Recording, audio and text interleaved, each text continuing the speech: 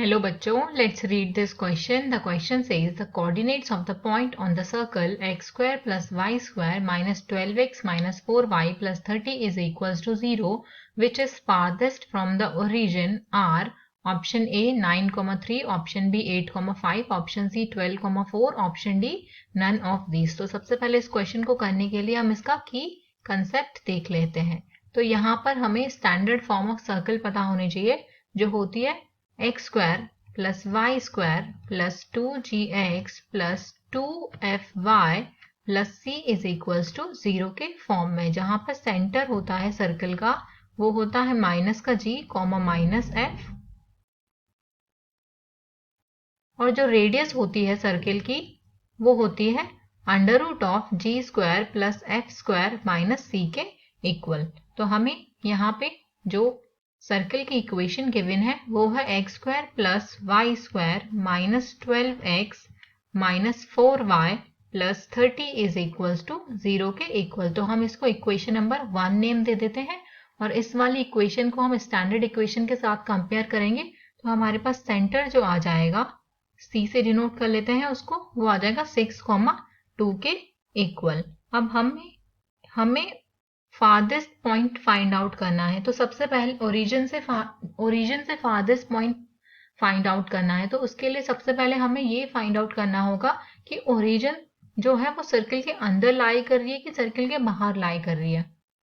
तो यहाँ पे हमारे पास जो ओरिजिन के कोऑर्डिनेट्स हों वो 0,0 होंगे।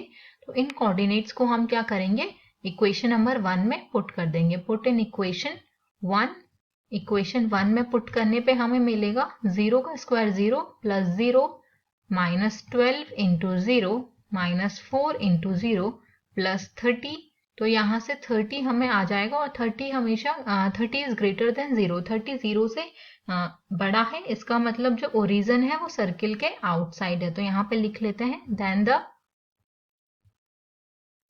Origin is outside, origin is outside the circle. जो ओरिजिन है वो सर्किल के आउटसाइड में है।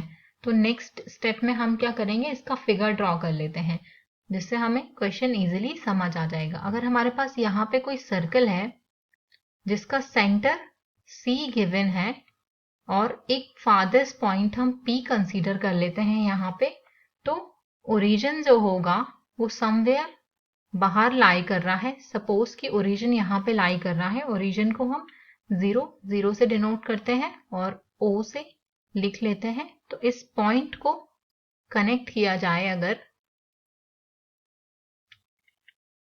और ये पॉइंट सर्कल पे कनेक्ट किया जाए, तो यहाँ पे हमें जो सेंटर है C उसके कोऑर्डिनेट 6,2 गिवन है। यहाँ से हम OP लाइन की इक्वेशन फाइंड आउट करेंगे। OP लाइन, तो OP लाइन की इक्वेशन जो हमारे पास हो जाएगी वो हो जाएगी y इक्वल टू mx के फॉर्म में। तो हमें m जो है यहाँ पे स्लोप है, तो स्लोप हम निकालेंगे।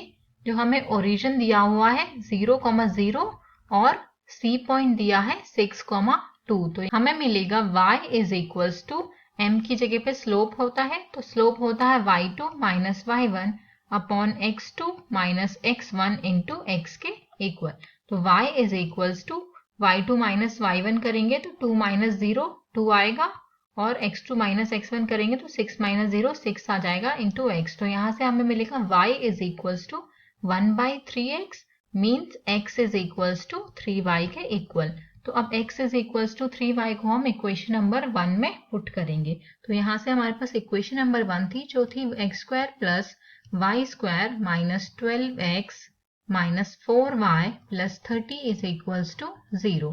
तो यहाँ पे हम रख लेते हैं, x की जगह पे हम 3y रखेंगे, तो 3y का whole square plus y square minus 12 into 3y minus 4y plus 30 is equals to 0। तो इसको हम सॉल्व कर लेते हैं। हमारे पास आ जाएगा 9y square plus y square that is 10y square minus 40y plus 30 is equals to 0। तो यहाँ से 10 कॉमन लेने पे हमें जो इक्वेशन मिलेगी वो होगी y square minus 4y plus 3 is equals to 0।